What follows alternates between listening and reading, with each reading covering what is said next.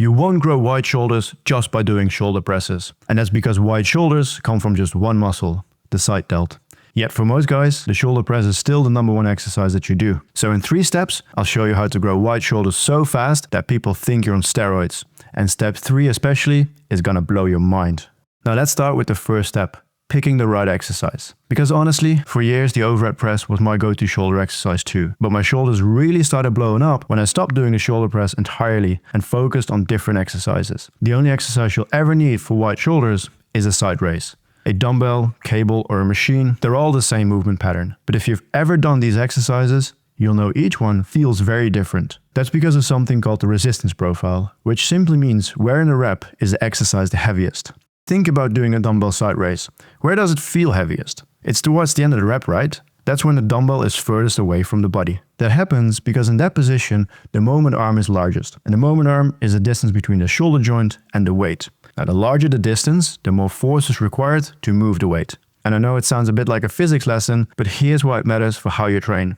Because the dumbbell side raise is heaviest towards the end of the movement, this is biasing the shortened position of the muscle. And the opposite is also true. In the stretch position, the moment arm is non-existent, meaning there is no tension on the muscle at all. But if we look at this cable side raise, we see that the moment arm is largest in the bottom position and shorter in the end position. And that means it biases the lengthened position of the shoulder. So then, is one or the other better? Well, there is some evidence that the stretch position provides a little bit more stimulus for hypertrophy, but in reality, both exercises will build muscle if done correctly and consistently. So instead of choosing just one, I program both in the same training week. One day you do a dumbbell side raise, on the other day you do a cable variant. That way you're training the muscle in both positions. And you can find 3 different workout programs in the description below. They're ready to go. But I know what some of you are thinking, what about that shoulder press? And you've probably seen this in your feet. Influencers using EMG sensors to claim that the shoulder press trains the side delts. And they're not wrong, at least not entirely. Those videos clearly show that the side delts are being activated. But there's one big problem with their conclusion. The reason the side delt gets activated is because it's helping stabilize. But just because a muscle is activated doesn't mean it's getting stimulated enough to grow. See, the side delt's function is bringing your arm up and out. A shoulder press never does that. The side delt doesn't get stretched or contracted, and it never gets the stimulus it needs to grow. So if the overhead press is still your main shoulder exercise, then that's probably the reason you're struggling to grow wide shoulders. But just doing the right exercise for your goal isn't gonna get you there. Not if you're butchering the execution, which brings us to step 2. What I see with a lot of guys doing a side raise is that they rotate their thumb upwards. Now, something you need to know about training side delts is that whatever muscle is opposite of the line of force is the muscle that's working. So when you rotate your thumb up, your front delts are directly opposite of that force. That means the front delt is working and not the side delt.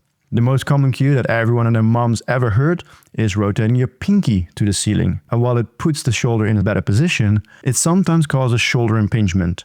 And there's a super simple fix for it. Instead of lifting the weight directly to your side, move the arm slightly forward so it's diagonal from the body. This is what we call the scapular plane. When you're doing a cable lateral raise, have the cable run behind your body to naturally follow this direction. When training in the scapular plane, you can keep your side delt pointing upwards without running into that impingement issue that you may get with the pinky up cue. But there's still one thing most people get wrong about how the muscles actually work. Because most people think of a side raise as moving the arm up and down. But your muscles never actually move in a straight line. Because your arms connect to a joint and they spin at that joint, every movement that you make is actually a circle. So if you think about a side raise, in that bottom position, where do your hands and the weight move? Right? First they move sideways and then they move out and up. So instead of thinking move the weight up, think about following that circle. And the goal is to make that arc as wide as possible. Which brings us to one of the most common issues when doing side raises. Feeling the traps take over. Now, by the very nature of a side raise, the trap will always be involved to help stabilize. But the reason that many people feel the traps more than their delts is often because they're shrugging the weight up. And as you shrug, the weight moves, but the delt doesn't. So you're basically cutting the range of motion short. Then how do we reduce the involvement of the traps while increasing tension on the delt? That's by making a small adjustment to the circle that I just showed. Instead of just driving sideways, start the movement by pushing down and out.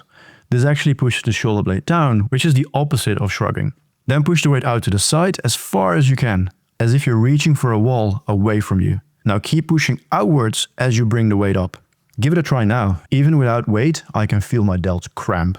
So with the right exercise and the right execution, there's one thing left. And in this last step, I'm going to show you a trick that's so effective, you'll wonder why nobody ever told you about it. I bet you've been here before. One session, you do 15 reps easily, so the next time you increase the weight. But then it doesn't flip and move. And the simple reason for this is that often the smallest increment is just too large of an increase. It's as if you're increasing your bench press from 80 to 100 kilograms in a week. So what can you do about that? If you're doing side raise in a cable station, use a cuff instead of handles. And if you don't have a cuff, you can turn a handle into one. Now, whenever you increase the weight and it's too heavy, move the cuff up towards the elbow. Doing this, you reduce the moment arm and so the amount of force that you need. You've essentially created a micro progression. And as you increase the reps, move the cuff gradually down the arm until you're back at the wrist again. And if you do train at home with dumbbells, you can achieve the same thing by holding the dumbbells closer to the body and moving them further out as you progress. If you follow these 3 steps, I promise soon your shoulders are so wide you'll need to buy new t-shirts. But if you're struggling to put on muscle, take the Iron Method growth audit in the description below. Within 3 minutes, you'll know exactly what's stopping your progress. See, but here's the thing. Having wide shoulders means nothing if you have small biceps. So watch this video next and I'll show you exactly how you can finally blow up your biceps to make sure your physique really pops.